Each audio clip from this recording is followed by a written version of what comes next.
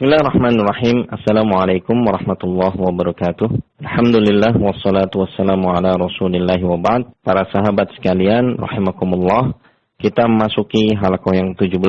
Di dalam halaqah kali ini kita membahas tentang istinja. Al-istinja dijelaskan oleh para ulama, izalatun ma yukhriju minas sabilain sawa'an bil ghusli aw bil mashi bil hijarati aw nahwiha an mawdi' al khuruji wa ma qaruba min. Istinja adalah proses menghilangkan apa saja yang keluar dari kubul ataupun dubur, baik dengan cara dicuci ataupun diusap dengan batu atau yang semisalnya, di tempat keluarnya atau sekitarnya.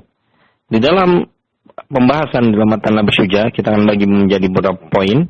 Poin pertama, qala al-musannif wal istinja'u wajibun minal bauli wal ghaid, dan istinja hukumnya adalah wajib baik untuk buang air kecil maupun buang air besar. Ini adalah pendapat Syafi'iyah dan jumhur atau mayoritas para ulama. Dalilnya adalah hadis Abi Hurairah radhiyallahu taala anhu, bahwasanya beliau mengatakan Rasulullah SAW bersabda, wal yastanji bi salasati ahjar, hendaknya dia beristinja dengan 3 buah batu. Hadis riwayat Baihaqi. Zahir dalam hadis ini adalah perintah, dan perintah adalah hukumnya adalah wajib. Dalam hadis yang lain, yaitu hadis Aisyah radhiyallahu taala anha, bahwasanya Rasulullah sallallahu alaihi wasallam bersabda, "Idza dhahaba ahadukum ila al-gha'iti falyudhhib ma'ahu thalathat ahjar yatatayyabu bihinna tujzi'u anhu." Apabila salah seorang dari kalian pergi ke tempat buang air, maka hendaklah dia membawa 3 buah batu untuk digunakan dalam membersihkan, maka itu cukup. Hadis riwayat Abu Daud dan Ibnu Majah dengan sanad yang sahih. Dan terdapat hadis juga yang menunjukkan bahwasanya seorang bisa diazab di kuburnya karena dia tidak bersuci. Manakala Rasulullah SAW beliau berjalan melewati kuburan dan beliau mengatakan, innahuma la yu'azzabani wa ma yu'azzabani fi kabir, amma ahaduhuma fala yastatiru minal baul wa amma al-akhar fakana yamshi bin namimah. Kata beliau, kedua penghuni kubur ini sedang disiksa, dan mereka disiksa disebabkan sesuatu yang tidak dianggap besar. Adapun salah satunya karena tidak bersuci dari buang air kecilnya, dan adapun yang lain maka karena dia mengadu domba atau namimah di antara manusia. Hadis riwayat Bukhari. Poin yang kedua, qala al-musannif wal afdalu ayyastanjiya bil ahjari thumma yutbi'uha bil ma'. Kata beliau, dan yang paling afdal adalah beristinja dengan menggunakan batu, kemudian dilanjutkan dibersihkan dengan air. Wa yajuzu ay yaqtasira 'ala al-ma'i aw 'ala thalathati ahjarin yunqibihin al-mahal. Dan diperbolehkan istinja hanya dengan menggunakan air atau dengan menggunakan 3 buah batu yang bisa membersihkan tempat keluarnya kotoran tersebut. Wa idza arada al-iqtisara 'ala ahadihima fal ma'u afdal. Apabila ingin mencukupkan dengan salah satunya, maka penggunaan air lebih afdal. Para sahabat sekalian, boleh seseorang beristinja dengan menggunakan 3 buah batu atau 1 buah batu yang memiliki 3 sisi yang bisa dipakai untuk beristinja, ya. Semua sisinya bisa dipakai untuk beristinja.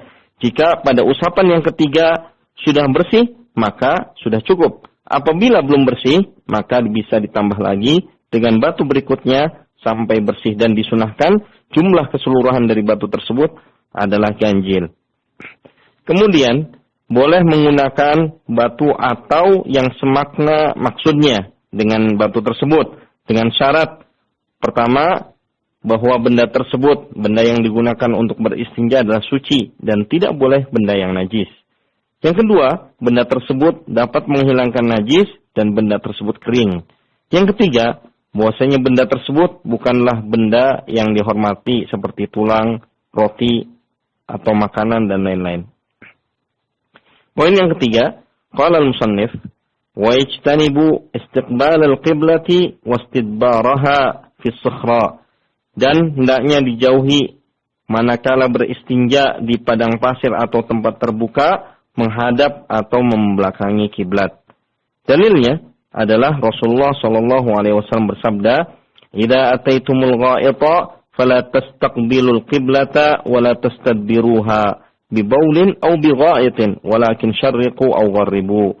Kata beliau, apabila kalian mendatangi tempat untuk buang air, maka janganlah buang air kecil ataupun buang air besar dengan menghadap kiblat, akan tetapi menghadaplah ke timur ataupun ke barat. Hadis riwayat Bukhari dan Muslim.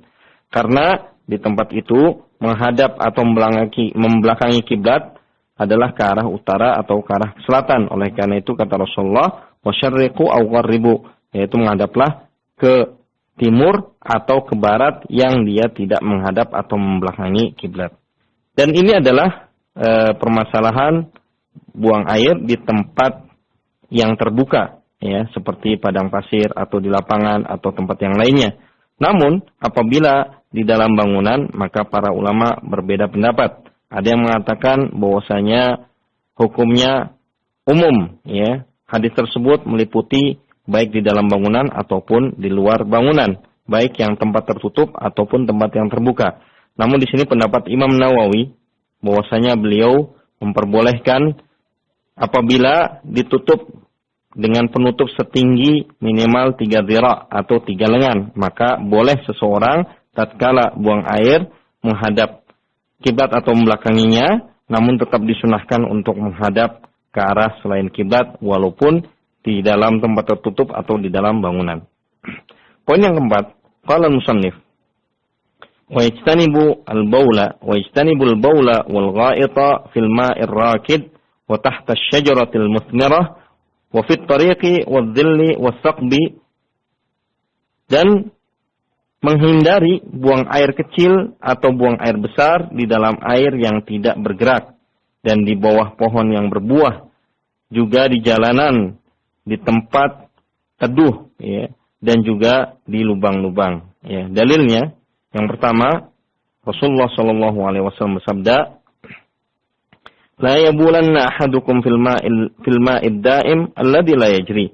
Dan janganlah kalian buang air kecil di atas air yang diam, yang dia tidak bergerak. Hadis riwayat khamsah atau imam yang 5. Berkata Imam Ar-Rafi Asy-Syafi'i, salah seorang ulama Syafi'iyah, bahwa larangan tersebut meliputi baik air dengan volume yang sedikit maupun air dengan volume yang banyak, karena akan mengotori dan menajisi air tersebut. Kemudian yang kedua, hadis di mana disebutkan sabda Rasulullah sallallahu alaihi wasallam, "Ittaqul la'inain." Hati-hatilah terhadap 2 orang yang dilaknat. Maksudnya di sini adalah perbuatan yang menyebabkan seorang dilaknat oleh manusia. Qalu, "Wa man la'inani ya Rasulullah?" Para sahabat pun bertanya, apa itu 2 orang yang terlaknat ya Rasulullah? Qala alladhi yatakhalla fi tariqin nasi wa dhillihim.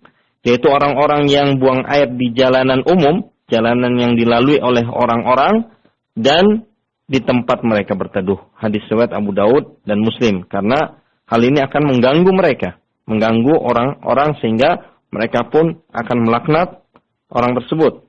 Kemudian hadis yang ketiga, hadis dari Abu Qatadah radhiyallahu taala anhu, beliau berkata, "Nahan Nabi sallallahu alaihi wasallam ayyubala fil juhri." Qalu li Qatadah, "Ma yukrahu minal baul fil juhri?" Qala yuqal innaha masakinul jin. Kata beliau bahwasanya Nabi sallallahu alaihi wasallam melarang untuk buang air kecil di lubang-lubang.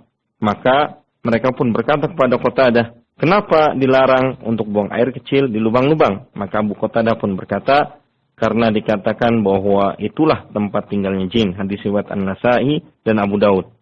Poin yang kelima, qala al-musannif, "Wa la yatakallamu 'alal bauli wal gha'iti."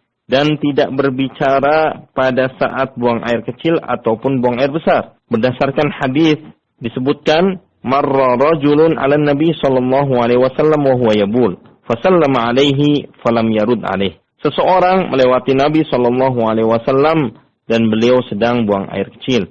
Kemudian dia pun memberikan salam kepada Rasulullah SAW, namun beliau tidak menjawab salam tersebut. Hadis riwayat khamsah atau imam yang 5. Poin yang keenam, qala al-musannif, wala yastaqbilu syamsa wal qamar wala yastadbiruhuma. Dan tidak menghadap wala yastadbiruha. Dan tidak menghadap matahari atau rembulan, dan tidak pula membelakanginya. Namun dasar yang digunakan di dalam poin ini adalah hadis yang dhaif dan lemah. Oleh karena itu Imam Nawawi mengatakan tentang dalil dalam hadis yang digunakan pada poin ini, hadzal haditsu batilun la yu'raf. Hadis ini adalah batil dan tidak diketahui. Poin yang ketujuh, qala al-musannif wa la yastanji bi yaminih, dan janganlah beristinja dengan tangan kanannya.